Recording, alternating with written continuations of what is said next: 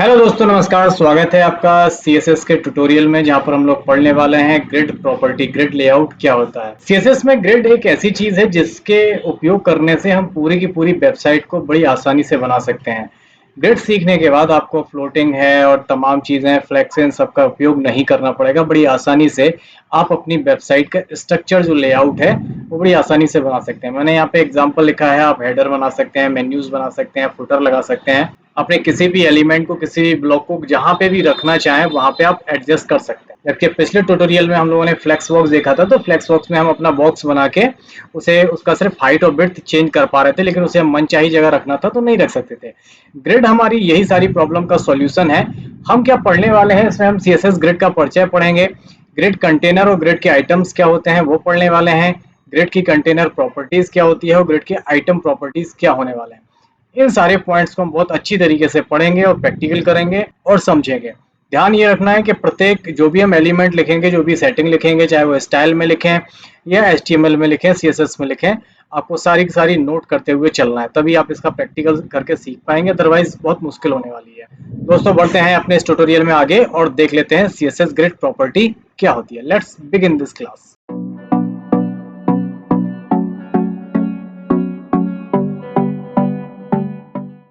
दोस्तों, हम यहाँ पे शुरू कर रहे हैं सीएसएस की ग्रिड का परिचय क्या होता है। हमने यहाँ पे जो इमेज बनाई हुई है, आप इमेज देख रहे हैं। अगर आप ग्रिड का यूज करते हैं तो वही ग्रिड आप मोबाइल में देखेंगे तो अलग दिखेगी, टैबलेट में देखेंगे अलग दिखेगी, और डेस्कटॉप या लैपटॉप की स्क्रीन पर देखेंगे तो अलग दिखेगी। और इसी तरीके से जो आपको स्ट्रक्चर दिख रहे हैं, ये सारे सारे स्ट्रक्चर हम इसी तरीके से ग्रिड का यूज करके ही बना सकते हैं। ग्रिड के अलावा आपके पास दूसरा विकल्प नहीं होता है। बहुत सरल तरीका है ग्रिड को यूज करने से और इस तरीके की एलिमेंट्स को आप लेआउट को बनाने का। तो सीएसएस में ग्रिड होता क्या है। ग्रिड लेआउट एक 2 डायमेंशनल सिस्टम है जिसका उपयोग वेब पेज के एलिमेंट को रो और कॉलम में अरेंज करने के लिए किया जाता है। यह लेआउट सिस्टम हमें कॉम्प्लेक्स लेआउट को आसानी से मैनेज और डिजाइन करने में मदद करता है। आपके पास कितना भी कठिन लेआउट हो, लेआउट का मतलब समझते हैं, आपका वेबसाइट का स्ट्रक्चर, जो आपका वेबसाइट का स्ट्रक्चर होता है उसमें कहाँ कौन सी चीज रखनी है, कहाँ पे आपको हेडर ले जाना है, कहाँ पे कंटेंट के लिए जगह रखनी है, कहाँ पे बैनर लगाना है, ये जो स्ट्रक्चर है, जो लेआउट है, इसको बहुत अच्छी तरीके से सरलता से बनाने का काम हम ग्रिड में करते हैं। अब एक एक से सारी चीजों को समझते हुए चलते हैं। 2 डायमेंशनल का मतलब है कि आप अपने लेआउट को इधर से भी एडजस्ट कर सकते हो, इधर से भी एडजस्ट कर सकते हो। मैं एक एग्जांपल देता हूँ। आप लोगों को एक्सेल पढ़ा है, आप लोगों ने ऑब्वियसली बात है एक्सेल पढ़ा होगा तभी आप सीएसएस पे आ रहे हैं। हमारे पास ये एक्सेल है, आप लोगों ने ऑलरेडी पढ़ा हुआ है। अब एक्सेल में अगर आप लोगों को याद हो तो इनको हम बोलते हैं कॉलम। क्या बोलते हैं? कॉलम। और इनको क्या बोलते हैं? रो। ठीक है ना। सीएसएस में जो 2 डायमेंशनल है वहां पे हम इस तरीके के अपने रो को भी एडजस्ट कर सकते हैं और इधर अपने कॉलम को भी एडजस्ट कर सकते हैं। डेटा हमें जहां पे जैसा रखना है, मुझे यहाँ पे इतना डेटा रखना था, है ना, यहाँ पे इतना डेटा रखना है, इसको बोलते हैं हम 2 डायमेंशनल सिस्टम। क्या वर्टिकली और हॉरिजॉन्टली दोनों तरफ से आप डेटा को एडजस्ट कर सकते हो। यहाँ पे ये हमारे कॉलम है, ये रो है, और इनके बीच का जो बॉर्डर दिख रहा है इसे हम लाइन बोलते हैं। हम आगे चल के इन लाइनों की दूरी बढ़ाएंगे, गैपिंग करके, वो भी हम सीखने वाले हैं। अब आपको अच्छी तरीके से यहाँ पे 2 चीजें क्लियर हैं कि रो और कॉलम क्या होते हैं और हम इन अपने एलिमेंट्स को, इन लेआउट्स को हम कैसे मैनेज करने वाले हैं रो और कॉलम में। ठीक है, आगे बढ़ते हैं और देख लेते हैं कि ग्रिड कंटेनर और आइटम कंटेनर होते क्या हैं। हमें पढ़ना है ग्रिड में 2 कंपोनेंट होते हैं। पहला होता है ग्रिड कंटेनर, वह पेरेंट एलिमेंट होता है जो ग्रिड लेआउट को कंटेन करता है। हमने फ्लेक्स में भी आपको बताया था, यहाँ पे जो ऊपर वाला बॉक्स है दैट इज कॉल्ड कंटेनर, है ना। कंटेनर मतलब जो कंटेन करता है, जिसके अंदर रखा जाता है। रखते क्या है? वो रखते हैं हम ग्रिड के आइटम्स, जो ग्रिड कंटेनर के अंदर रखे जाते हैं। और ये जो बॉक्सेस हैं इनको हम बोलते हैं ग्रिड के आइटम। ये कंटेनर है और ये कंटेनर के आइटम है। कंटेनर मतलब बड़ा सा डब्बा और उस डब्बे के अंदर छोटे छोटे डब्बे, जैसे मसालदानी होती है आपकी, तो एक ऊपर पूरा बॉक्स होता है, उसके अंदर छोटे छोटे बाउल्स लगे रहते हैं जो हम फिट करते हैं, जिनमें अलग अलग मसाला रख देते हैं। That is called grid item. Clear ना। अब चूंकि ग्रिड में हो या फ्लेक्स में हो या किसी और चीज में हो, हम दोनों की अलग अलग स्टाइलिंग करते हैं। हम ग्रिड कंटेनर पे अलग स्टाइलिंग करते हैं और जब इन आइटम्स को अगर स्टाइल करना हो तो इनकी स्टाइलिंग अलग करी जाती है। अब आगे देख लेते हैं कि हम स्टाइलिंग करने कैसे वाले हैं। इनमें जो भी रो कॉलम्स होते हैं, जो भी प्रॉपर्टी है, उनमें हम कैसे काम करने वाले हैं। ग्रिड कंटेनर की प्रॉपर्टीज पहले पढ़ेंगे हम। सबसे पहले ग्रिड कंटेनर पे काम करेंगे। ग्रिड कंटेनर में जो भी स्टाइलिंग होगी वो करके देखेंगे। ग्रिड कंटेनर के महत्वपूर्ण कुछ प्रॉपर्टीज हमने यहाँ पे बताई है। सबसे पहले है डिस्प्ले ग्रिड। इस प्रॉपर्टी का उपयोग करके हम ग्रिड कंटेनर को डिफाइन करने के लिए करते हैं। यानी अगर हम ये कॉलम सेल्स बनाएंगे, ये तो आप बना ही सकते हैं, तो हमें सीएसएस को बताना होता है कि ये हमारा जो कंटेनर है ये ग्रिड होने वाला है, ठीक है ना। तो हम पहले इसी को यूज कर लेंगे, एक एक प्रॉपर्टी देखेंगे, एक एक प्रॉपर्टी का हम प्रैक्टिकल करेंगे, बढ़ते अपने बीएस कोड की तरफ और सारी चीजें प्रैक्टिकल करके समझेंगे। तो हमारे पास यहाँ पे बीएस कोड है, कुछ बॉयलर प्रिंट ले ली और बॉडी पर आ गए। बॉडी पर हमने कुछ बॉक्स बनाने हैं, तो मैं सिंपल डिव यूज करूंगा। अब ये डिव हमारा हो गया कंटेनर, जो बड़ा वाला बॉक्स है ऊपर वाला। इसके अंदर हमें 5 बॉक्स और बनाने हैं, तो हम 5 बॉक्स बना लेते हैं। तो 5 बॉक्स के लिए मैंने एक शॉर्टकट की होती है, इसमें पांचों में क्लास भी लग जाएगी, तो मैं लिख देता हूँ div डॉट आइटम। यहाँ पे आइटम हमारी क्लास का नाम है, मैंने कर्ली ब्रेसेस लगाया, और यहाँ पे जो भी हमें उसके अंदर लिखना होगा तो मैं लिख देता हूँ यहाँ पे बॉक्स, और कितने बनाने हैं, और यहाँ पे स्पेस देके मैं लगाता हूँ डॉलर, और बाहर निकल के मल्टीप्लाई लगा के 5 कर देता हूँ। इससे क्या करेगा, ये बॉक्स नाम से हमारे 5 एलिमेंट्स बना देगा। देखो बन गए, box 1, box 2, box 3, box 4, box 5। Clear, बन गए। अब यहाँ पे ध्यान ये रखना कि जो आइटम है वो हमारी क्लास होने वाली है, और यहाँ पे भी मैं एक आइटम ले लेता हूँ, एक क्लास और ले लेता हूँ। क्लास इसको देते देते हैं कंटेनर। अभी हमारा क्या हुआ है कि हमारे यहाँ पे आप देख रहे हैं 5 बॉक्स का बॉक्स बन के आ गया, सिर्फ कंटेंट लिखा है। अब इन बॉक्स को पहले मैं डिजाइन बना लेता हूँ, तो मैं यहाँ पे स्टाइल टैग को ओपन करता हूँ। स्टाइल ओपन किया और यहाँ पे मैंने लिखा डॉट आइटम। अब जो हमारा आइटम है, इनको जरा ढंग से कर लेते हैं, इनको एक बॉर्डर दे देते हैं। बॉर्डर, यहाँ बॉर्डर दिया मैंने 2 पिक्सल, और सॉलिड में दे दिया मैंने रेड। इनका बैकग्राउंड फिल कर देते हैं, बैकग्राउंड कलर कर देते हैं कुछ एक्वा कलर, ये बैकग्राउंड फिल कर देते हैं। अब ये तो नॉर्मल चीज है, ये तो आप कर ही लोगे, लेकिन हमें पढ़ना था डिस्प्ले प्रॉपर्टी, वो भी ग्रिड की। तो हमारे पास एक क्लास बनी हुई है कंटेनर नाम से। अब हमने क्लास को ओपन कर लिया, कंटेनर नाम से क्लास थी, अब वो कंटेनर हमारी कहाँ, ये है, उसके अंदर ये बॉक्स है। अब इसकी मैं डिस्प्ले प्रॉपर्टी करता हूँ चेंज। इसकी डिस्प्ले प्रॉपर्टी को मैं कर देता हूँ ग्रिड। क्या करना है, हमें ग्रिड ही तो सीखना है, तो मैंने इसको ग्रिड किया, ठीक है। और देखिए ग्रिड में कन्वर्ट। अब ये कुछ भी अंतर आपको समझ में नहीं आ रहा है, ठीक, कुछ भी अंतर समझ में आ रहा है, नहीं आ रहा है। अब आपको लग रहा है कि सर इतना तो हम कर ही चुके हैं, इससे कुछ अंतर तो कुछ पड़ा नहीं है। चलिए कोई अंतर बात नहीं है, अभी हमने एक ही प्रॉपर्टी बताई थी, वो है अपने कंटेनर को एज अ डिस्प्ले में ग्रिड लगा देना। अब हमने क्या किया है कि हमने डिस्प्ले ग्रिड यूज कर लिया। इससे क्या हुआ कि हमारे ये जो कॉलम, जो हमारे बॉक्स थे, वो ग्रिड में कन्वर्ट हो गए। अब अभी प्रॉपर्टी है वो पढ़ने वाले हैं, ग्रिड टेम्पलेट कॉलम्स। ये प्रॉपर्टी कॉलम की संख्या और उनकी विड्थ को सेट करती है। ग्रिड टेम्पलेट कॉलम से हम ये बताएंगे अपनी सीएसएस को कि हमारे जो आइटम थे वो हमें कितने कॉलम में चाहिए। अभी मैंने आपको एक्सेल में बताया था ना कॉलम क्या होते हैं। यहाँ पे देखिए ये जो इस तरीके की लाइन है, ये सारे क्या कहलाते हैं, ये कॉलम कहलाते हैं।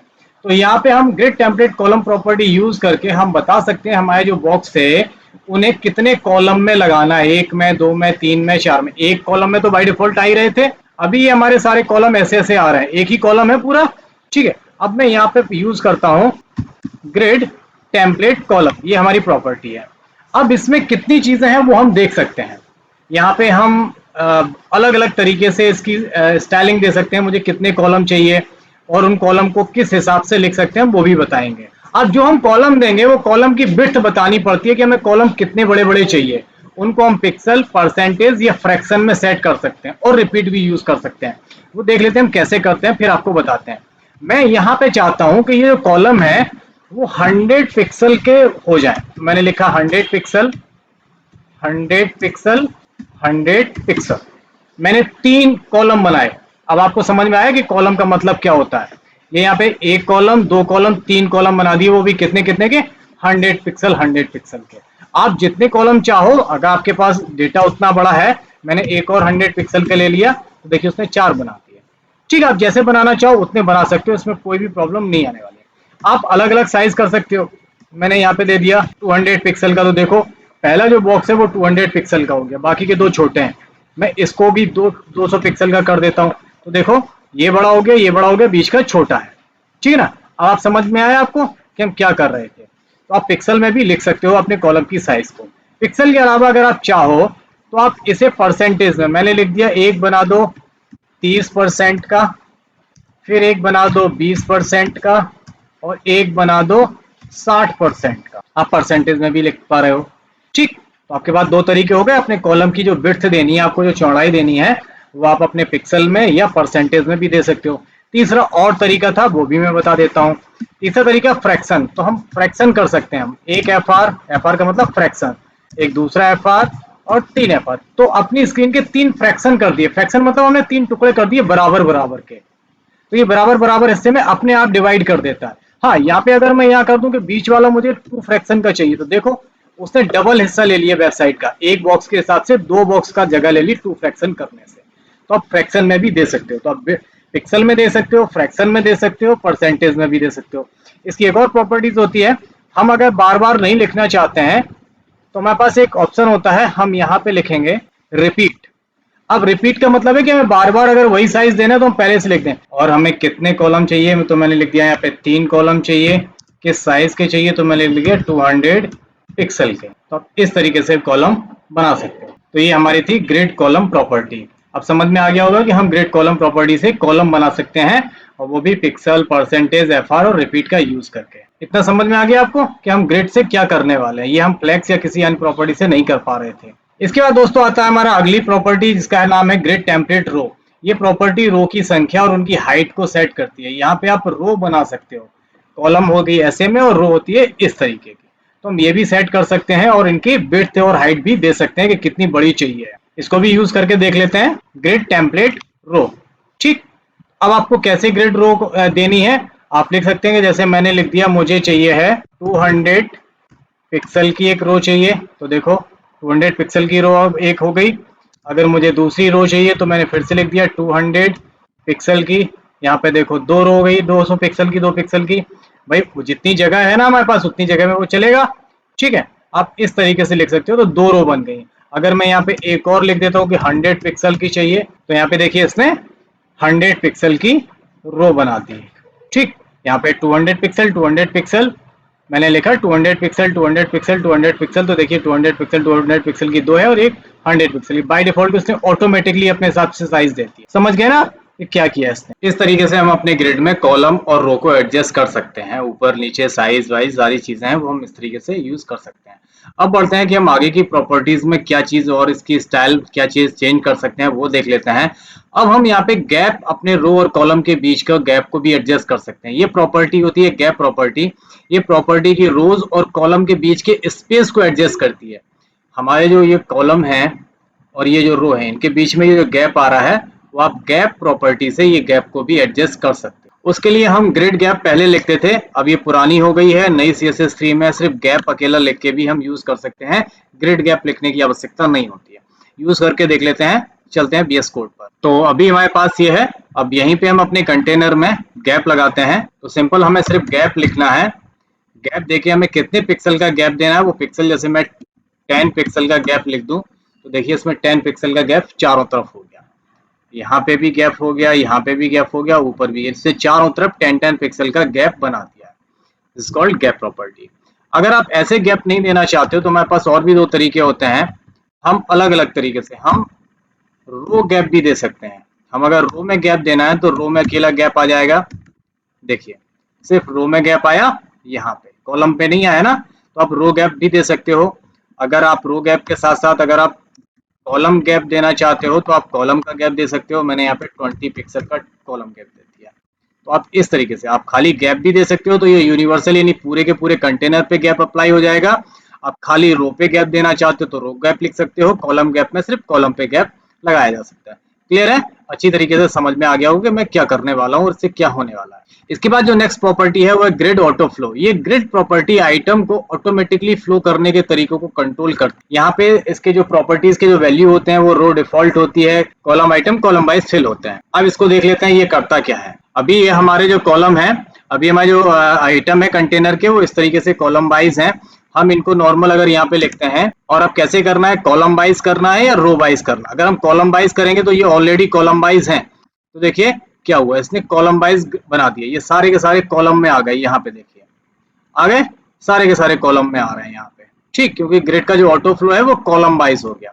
अगर इसी को मैं कर देता रो में, ROW करके, मैं यहाँ पे अगर रो के हिसाब से कर देता, तो देखिए वो चूंकि रो में ही है, दोनों रो में है, एक ये रो में है, एक ये रो में है, तो वो एज इट इज रहेंगे, क्योंकि रो इसकी बाय डिफॉल्ट प्रॉपर्टी होती है और कॉलम में आप चेंज कर सकते हो। तो ये था हमारा ग्रिड ऑटो फ्लो। ओके, इसके बाद अब हम जो प्रॉपर्टी देखने वाले हैं वो कंटेनर के जो आइटम्स हैं उन आइटम पे हम क्या करने वाले हैं ये देखते हैं।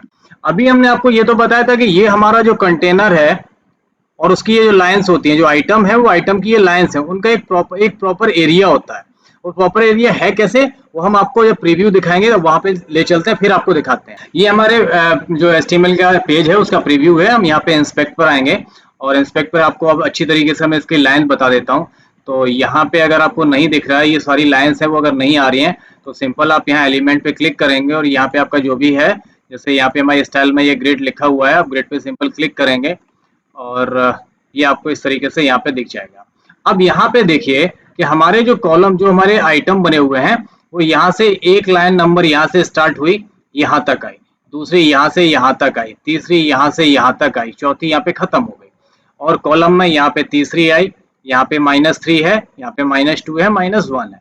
तो माइनस में भी रह सकता है, यहाँ पे -1 है, और जब पीछे से चलेगा तो माइनस रहेगा और आगे से आएगा तो प्लस में रहेगा। तो ये हमारा बॉर्डर है ना, क्योंकि बीच में 20 पिक्सल 10 पिक्सल का गैप भी है, तो इस वजह से यहाँ पे दिख रहा है, अदरवाइज ये खत्म होता। अगर मैं यहाँ पे आके इसका गैप खत्म कर दूं तो देखो अब यहाँ पे गैप खत्म हो गया, अब आपको दिख रहा होगा गैप नहीं है, लेकिन ये लाइन का बॉर्डर यहाँ से यहाँ तक आ रहा है। ठीक है, अब हम यही करने वाले हैं। ये हमारे सारे के सारे कंटेनर के आइटम है। अब ग्रिड आइटम की प्रॉपर्टीज में हम जो आइटम है उन आइटम्स की प्रॉपर्टी पे कुछ ना कुछ स्टाइलिंग करेंगे। सबसे पहला है grid column start and grid column and. ये प्रॉपर्टी क्या करती है कि ये हमारा जो ग्रिड का आइटम है, जो हमने ये आइटम वाले बॉक्स बनाए हैं, ये कहां से शुरू होगा और कहां पे खत्म होगा। अभी ये लाइन यहाँ से स्टार्ट हो रही है, यहाँ पे खत्म हो रहा है, ये वाली यहाँ लाइन 2 से स्टार्ट हो रहा है, लाइन 3 पे खत्म हो रहा है, ये लाइन 3 से स्टार्ट हो रहा है, लाइन 4 पे खत्म हो रहा है। हम यहाँ पे ये एडजस्ट कर सकते हैं कि ये कहां पर स्टार्ट होगा और कहां तक जाएगा। तो इसकी ये हाइट और विड्थ हम एडजस्ट कर सकते हैं। उसके लिए हम ग्रिड कॉलम स्टार्ट या grid column and property use करते हैं। उसी तरीके से हम रो का भी स्टार्टिंग पॉइंट और रो का एंडिंग पॉइंट भी स्पेसिफाई कर सकते हैं कि कहां से लेके कहां तक रो और कॉलम हमारा जाएगा। इन दोनों को यूज करके देख लेते हैं, बहुत इंटरेस्टिंग और बहुत ही यूजफुल प्रॉपर्टी होने वाली है ये। अब यहाँ पर आए हम, अब चूंकि हम सारी अभी तो कंटेनर पे सारी स्टाइलिंग कर रहे थे, अब हम आ गए आइटम पे। ठीक है, अब आइटम पे हमारा पहला आइटम यहाँ पे बॉक्स 1 है, हम इसी के साथ करते हैं, बाकी के किसी पे नहीं करते हैं, और इसको नाम दे देते हैं हम आइटम 1, और आइटम 1 को हम यहाँ लगा देते हैं पहले वाले बॉक्स पे। ठीक है, तो अब जो भी स्टाइलिंग अप्लाई होगी वो इस पे होगी। तो हम एक काम करते हैं कि एक और क्लास बना लेते हैं आइटम 1 नाम से, क्योंकि सब पे तो आइटम लगा हुआ है, और इस पे आइटम 1 अलग से लगा देते हैं, और इसमें ये वाली प्रॉपर्टी है जो हम इसको इसके अंदर भी कॉपी कर देते हैं, और इसको इस पे जो नाम है क्लास का आइटम 1 कर देते हैं, तो उसमें ज्यादा अंतर ना दिखाई दे।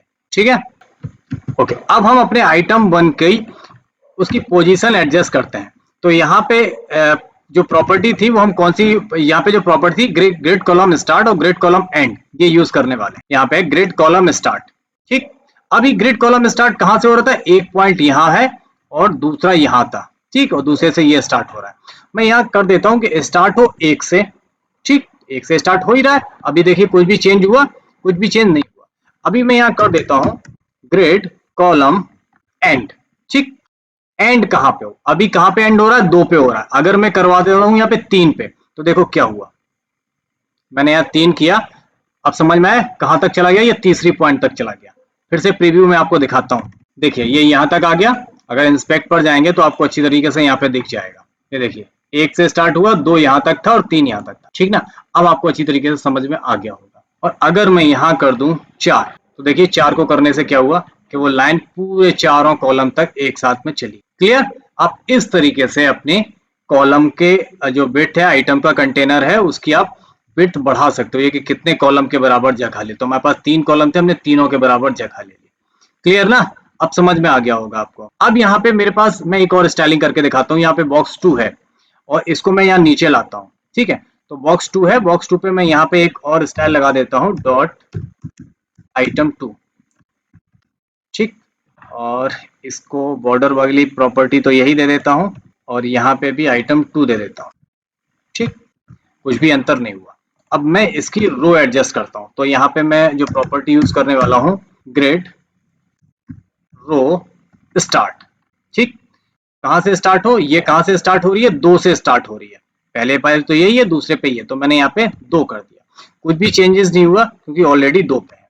अब मैं यहाँ पे करता हूँ ग्रिड रो एंड, ठीक, और मैं इसको कर देता हूँ 4 पे एंड। तो देखो क्या हुआ, यहाँ इसने 4 पे एंड कर दिया। अगर मैं इसको कर देता 6 तो इसका साइज बढ़ता चला जाएगा, उतनी रो ये ले लेगा। मैं 8 कर देता हूँ, ये 8 रो के बराबर ले लेगा। अब आपको समझ में आया, क्लियर? ऐसे ही आप इनका भी साइज बढ़ा सकते हो और इनका ही बढ़ा सकते हो। मैं एक काम करता हूँ, 3 का साइज बढ़ाता हूँ और 4 और 5 को यहाँ नीचे कर देता हूँ। तो 3 पे भी मैं एक अलग से स्टाइल ले लेता हूँ। यहाँ पे आया एक और मैं क्लास बना लेता हूँ आइटम 3 नाम से। यहाँ पे लगाया मैंने ग्रिड रो स्टार्ट। तो यहाँ पे रो कितने से स्टार्ट हो रही है, ये 1 और 2, 2 से स्टार्ट हो रही है, तो 2 से ऑलरेडी स्टार्ट हो रही है, ठीक है, 2 पे स्टार्ट हो। अभी आपको प्रीव्यू नहीं दिखाई देगा क्योंकि मैंने यहाँ पे इस पे लगाया नहीं। मैं यहाँ पे लगा देता हूँ 3 लगा देता हूँ, ठीक है, तो आपको प्रीव्यू फटाक से दिखता चला जाएगा। ओके, चलिए मैं आता हूँ नीचे और फिर मैं यहाँ ग्रिड को एंड कर देता हूँ, ग्रिड रो एंड। और कितने पे एंड करवानी है मुझे, 6 पे या 8 पे, देखते हैं कितने पे आता है। 8 पे एंड हो गई ना? अब समझ में आया आपको? क्लियर? तो आप इस तरीके से रो और कॉलम को अपने हिसाब से एडजस्ट कर सकते हो। तो यहाँ पे हमने ग्रिड रो स्टार्ट और ग्रिड रो एंड कर लिया है, ठीक। अब आता है ग्रिड कॉलम, इसका शॉर्ट हैंड भी है। अब शॉर्ट हैंड में कॉलम और रो को एक साथ भी सेट कर सकते थे। और grid area, grid area item के प्रीव्यू के लिए नेम्ड एरिया को डिफाइन करने के लिए होता है, जिसको हम बॉक्स 1 दे रहे हैं या जो आइटम 1 लिख रहे हैं या रो लिख रहे हैं, उनको हम नाम दे सकते हैं। इसके अलावा इसका कोई ज्यादा विशेष यूज नहीं होता। तो दोस्तों, आई होप आप लोगों को CS ग्रिड अच्छी तरीके से समझ में आ गई होगी। मुझे कमेंट करके बताइए कैसा लगा। अब मिलते हैं अगले ट्यूटोरियल में नए टॉपिक के साथ। तब तक अपना ख्याल रखिए। टेक केयर, गुड बाय, जय हिंद।